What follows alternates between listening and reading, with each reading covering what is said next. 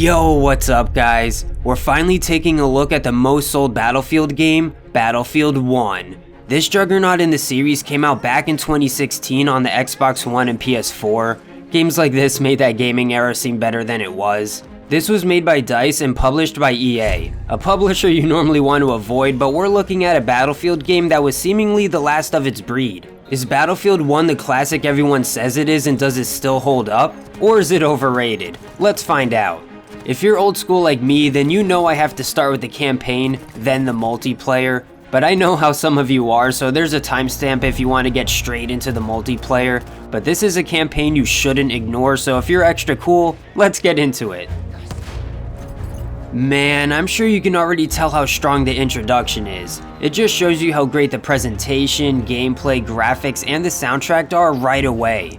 If you remember anything from the campaign, it's probably this. You see, Battlefield wasn't really known for having good campaigns before this one. I personally got my enjoyment out of Battlefield 3 and 4, but I get why most people didn't like them. I know Bad Company 2 had a great campaign, but Battlefield still wasn't known for single-player experiences. Then, out of nowhere, doing a complete 180 after Battlefield Hardline didn't do so well with the modern Miami cops and robbers, we get Battlefield taking things back to World War I, giving us an intense, immersive experience with a new approach. I'm not really a story type of person, but when it affects the gameplay and presentation the way Battlefield 1 does it, then I'm interested. The campaign has 5 different sections and stories with their own characters and settings called war stories. This is definitely one of the best, if not the best part about the campaign. It keeps things interesting, switching things up, and it's fun to play through all of these stories with different characters. Like this first mission you're watching me play is interesting because of the relationship with the tank. Trust me, that tank goes through a lot. And then you'll see me play as this liar who loves airplanes, which changes the narrative hearing it from a liar, which makes the ending of that war story very interesting. As well as the war story with that grandpa and little girl, the transitions between storytelling and war are really well done. The 4th war story is this old, almost retired veteran mentoring a young, excited recruit who has a lot to learn. I'm sure you can see how that can go. The 5th war story was mostly cool too because of how open and different it was. At that point, I was just paying attention to killing and finishing. But that gives you a little taste of each war story, and I'm saving something for later. But like I said about the 5th war story, I like how this campaign is more open in general and makes it feel like a war. Some older Battlefield campaigns felt more linear, and that always felt off for a Battlefield game. Kinda like how you see me flying around having these massive fights in the sky in these large areas, and it can make vehicle sections not as bad. There's other vehicles like tanks, of course. That's how you start off the game. It's cool how you capture objectives and it prepares you for the multiplayer. I already showed you the plane and you don't get to fly the blimp, but you do get to kill motherfuckers on it and do some badass shit. Not to mention the pigeon you get to fly, the most adorable vehicle in the game. The vehicle sections can be hit or miss, they're mostly cool. Well, either way, I prefer to be shooting on the ground. I suck at the planes and they can be hard to control. Not to mention that some tank missions can be pretty hard. Either way, this game has a way of making it all entertaining. I like how action-packed it can get in so many different ways. In the previous mission, I was shooting around in a plane. Now I'm blasting enemies with an LMG. There's a lot of variety with the missions and more options with the open areas, but one thing you don't have as much of a choice with is your weapons. You don't get those weapon crates where you can choose your weapons like in Battlefield 4. Now you do what most campaigns do and use whatever weapon you spawn with, or pick up another gun, which isn't a bad thing. It's a good thing that this game makes it fun and satisfying to use the World War I weaponry. The gameplay and guns feel really good, which goes hand in hand with the soundtrack, presentation, and all of that good stuff, not to mention the cutscenes. The cutscenes can be a gift and a curse because they can be really badass, funny, or intense, but I'm pretty sure you can't skip them. Or maybe it's just the game loading. Either way, modern games can be very cutscene heavy, but I don't mind if they're not too boring, and Battlefield 1 gets a pass. And just because there's a fair amount of cutscenes, doesn't mean it's like the History Channel over here. If you're deep into World War I and its history, this game might not intrigue you, but it should interest you. Which I'm fine with because I'm more into the FPS campaign part of this game. People say it's more like a Hollywood blockbuster, like it's more entertaining than it is realistic or historical, which I prefer. I think it's more fun that way, but for a mainstream game, I think they did good enough. They teach and tell you a thing or two. I'm not really complaining about that type of thing. My criticisms can be more with something like the stealth. Not that this game has the worst stealth system or anything like that, there's just a bit too much of it for my liking. I've probably been trying to avoid showing you too much of it. It seems like that part about Hardline made its way into this game. You stealth from the start to the end of the game pretty much, but it can be satisfying getting a sneaky melee kill or with a silent sniper. As well as sneaking past enemies, it can get really intense. Until you break stealth and don't care anymore. It can be a bit frustrating how they can spot you, and not to mention how annoying the flamethrower guy is when you're trying to stealth. I also just hate losing progress whenever you mess up, but at least the enemies are loud as hell, and I'm pretty sure they don't care about dead bodies. On top of that, stealth seems optional for the most part anyway, if not for all of it. The reason I felt like I had to do it was because of the challenges. Every mission you play has 3 challenges, and this is all attached to stuff like field manuals and codex entries, which could also mean achievements. Some of these are fun to go for, and some of them you have to go out of your way. I got 12 achievements for the campaign with 24 codex entries and 7 field manuals. I chose which ones I cared to go for once I realized what they are. I like when games have stuff like this. I can imagine going back to get every campaign achievement, but I was more concerned with just beating the campaign on the hardest difficulty. You know your boy had to play on the hardest difficulty cause I ain't no bitch. Well, sometimes I did get frustrating at dying too fast, but that doesn't matter. Some people say the other difficulties are too easy, and it probably would have been. I mostly died to bullshit anyway. Like a plane randomly crashing into me, dying around the corner, or just something random. The campaign was a good enough challenge with a little bit of BS. The AI could be better, and there's some restricting parts, but for the most part, it's good. And I've heard people say stuff like parts of the campaign are like multiplayer missions or it's a little like Far Cry with outposts, but I didn't entirely mind. The criticisms in my experience just tell me that this campaign is more of a solid 8 out of 10 and not a perfect 9 or 10 out of 10. As a critic, I have to specify that. I also completed the campaign in about 8.5 hours, but most of you would complete it faster unless you're a completionist. It's more of a short and sweet type of experience, but you can squeeze your value out of it with the challenges. Overall, I think Battlefield 1 is one of the best, if not the best Battlefield campaign. There's still a few I haven't played yet, but there's no way they're topping this. It's almost exactly what you'd want out of a AAA FPS campaign considering it's Battlefield. It's just so badass and immersive if you get into the intense gameplay and atmosphere of this game. This has to be one of the best World War I shooters because most people just care about World War II games anyway. That's why it can be so cool to see this historically old time presented in such a modern interactive way with amazing graphics. Battlefield 1 is truly something special, and I can't believe this game is about to be a decade old. It will be if you watch this video in a couple years. I only remember the first few war stories from back in the day, but it still takes me back to a different time when AAA companies for multiplayer games still gave a shit about their campaigns.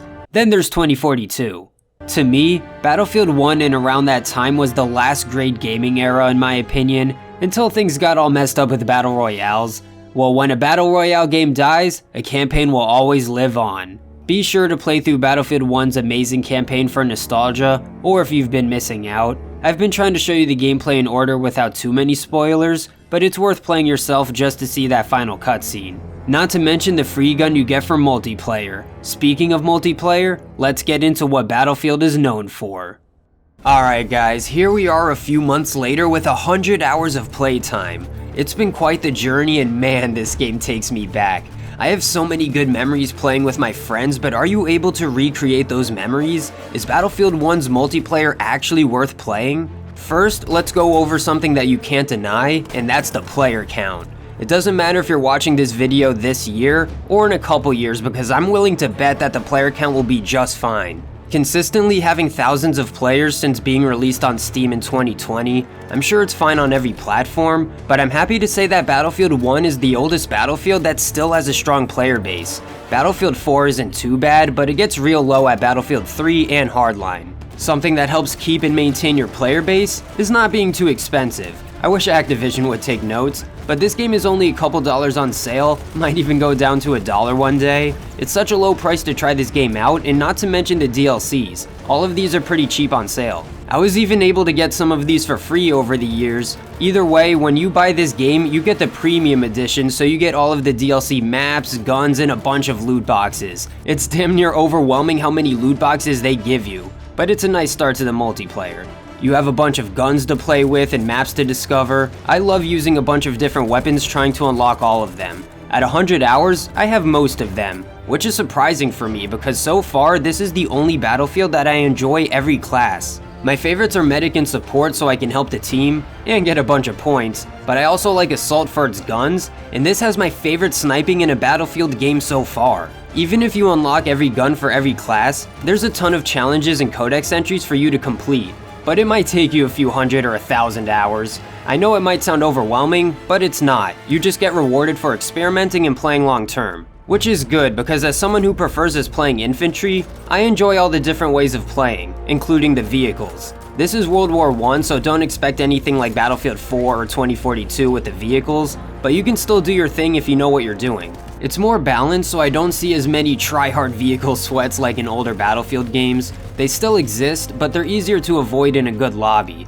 I prefer shooting out of tanks and planes. One of my favorite things to do with a plane is to jump out of them. It can feel straight out of a movie sometimes. I don't know how people feel about the horses, but they're my most used quote-unquote vehicle. They were really fun at first and can sometimes be annoying to play against. It's at least good transportation though. And of course you have badass vehicles like the Armored Train and Behemoth. I think it's a very fun way to balance the game and help the losing team. Luckily, this has some of the best team balance I've seen in a Battlefield game. Some matches will be annoying or unbalanced, but most of them feel like it's up to you and your skill whether you do good or not.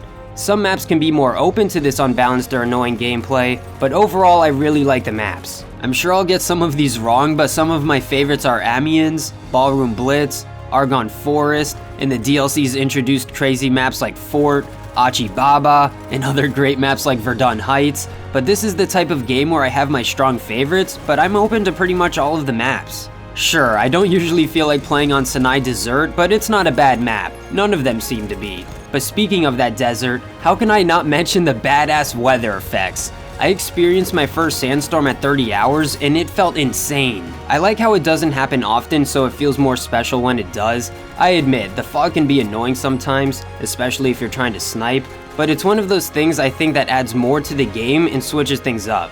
Like, some of these weather effects can be insane, which leads into how goddamn immersive and stunning this game is. For a game that came out in 2016, this looks like a top quality game that you can find on Steam in 2026. I'm not even someone who cares that much about graphics. You just can't mention Battlefield 1 without saying how great the presentation is. There's so much attention to detail, from the weather visually affecting your gun, to all of the historical accuracy with the guns, vehicles, and maps. It's not even that hard to run for how good it looks. I've never seen World War I look so good. There are moments where it really feels like you're playing a war simulator. Being in the trenches with bullets flying over your head, proning down for cover, desperate for your life, or just working well with your teammates to survive. I rarely use the word immersive for multiplayer games, but this is the first one I think of. You can really get lost in the moment. There's very few games that can have my full attention for a few hours by myself. I'm normally someone who likes to switch it up when I play solo. It's just a good sign when I play for a couple hours, and wouldn't mind playing more.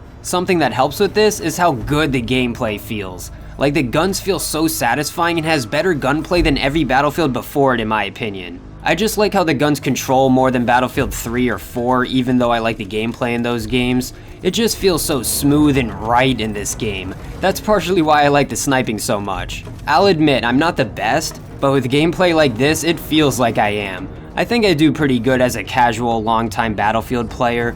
My goals in a match are to get kills for challenges, capture the objective, and get points. It usually works out for me. Most of us know that you should be a team player in a game like this, and games like Battlefield actually make it fun. One of my goals is getting points, so I'm happy healing or resupplying teammates. It's rewarding being a team player. So if you find this balance of doing the right thing, helping your team, and getting a bunch of kills, you'll feel like the best player ever. Especially if you can top some leaderboards to prove it. It can feel good getting scores like this, and reviving teammates gives you the possibility for really long streaks. My highest streak so far is 22 kills. What's yours? It's pretty interesting seeing stats like this, but you can't actually see this in game. This is all you can see. Some basic stuff like your most used class, vehicles, and weapons, your win rate and kills per minute. I do like seeing my challenges and how many I completed though. But if you go to the companion app website, you get way more stats. I always like to know my total kills, deaths, wins, losses, and of course my KD ratio, which isn't looking too bad. And I'm just kidding, I know KD isn't that big of a deal in Battlefield, I'm proud of my score per minute, and I don't know what this skill rating is based off of, but I'll assume 360 is alright. Then some detailed stuff like headshots, longest headshot, highest kill streak, and dog tags taken might as well be melee kills. Then there's my class stats, which makes sense for me. I'm more into infantry gameplay, which explains my vehicle kills. Not that much, mostly kills with the horsey, and I don't mind being in a tank. Then I guess the last thing to show you on this website is the emblems, and as you can see, we have a unicorn man in a tank sniping a dinosaur with a light machine gun for its face wearing a top hat while a care package spider drops a bunch of weapons. And there's a surveillance camera supervising the whole thing. As you can see, I was going for an Xbox 360 Black Ops 1 kind of vibe. You see, I don't mind using this website because I don't need the Battlelog website to play this game like Battlefield 3 and Hardline. Although you do need the EA app to play the multiplayer, it hasn't been that annoying. It is what it is. There's not that many criticisms and most of them aren't a big deal. I personally think there's too many gun variants, which makes it confusing when I'm quickly trying to look at every class's guns. I've experienced a couple of spawn traps that aren't too hard to pull off. I naturally found one out. There's not much weapon customization, but that makes sense given the time period. It can take a really long time to get that free loot box and currency for the shop. I try to think of customization as a bonus. And it's not really a criticism, but I suppose there is a learning curve for newer players, and I'm sure it can be harsh sometimes. But I still think this is one of the easier and best first Battlefield games you can play. There's other random positive things I didn't mention yet, like how you can still get double XP with these squad XP boosts. I even experienced a double XP event not too long ago because of a franchise sale. Other things too, like the soundtrack and overall audio is goddamn epic. I didn't run into any hackers to the best of my knowledge. The worst you might have to deal with is some sweaty players, but that type of thing isn't as common and is more avoidable in this game. There's custom servers, so there's more variety in how you can play this game. I'm able to play on some servers outside my country if I have to. And I like things like Steam achievements, weekly challenges, and just the overall replayability that keeps me on this game for a long time.